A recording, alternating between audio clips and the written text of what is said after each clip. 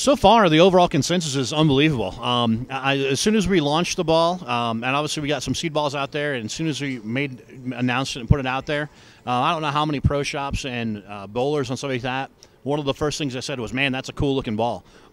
Yeah, that's the idea. I mean, we always want to make cool-looking balls, but in the same token, we also want balls that react well as well. And so far, the Defiant Soul, for those guys that have thrown it, like I said, the guys on tour, the guys that are reviewing the ball, everyone's got the same deal. They're like, man, this is definitely different than Defiant Edge and Defiant. It's a good compliment to that Defiant family. When I took the position going from tour rep to marketing manager, one of the first things I wanted to do is make sure that we give our guys that are on staff and even the general customer a wide variety. We had a lot of balls that were really good, but we didn't have that full line top to bottom.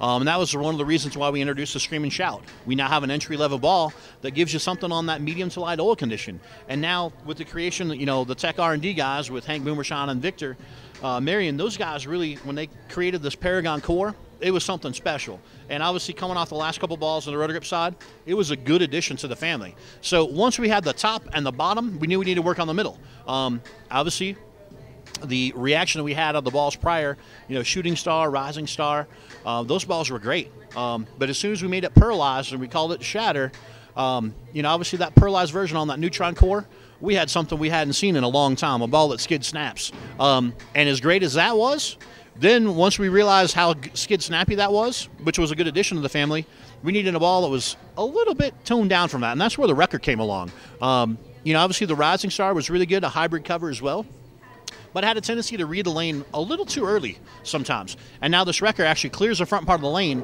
They're both hybrid reactors, but this Wrecker is actually a little bit cleaner through the front, but still gives you that clean, controlled motion down lane.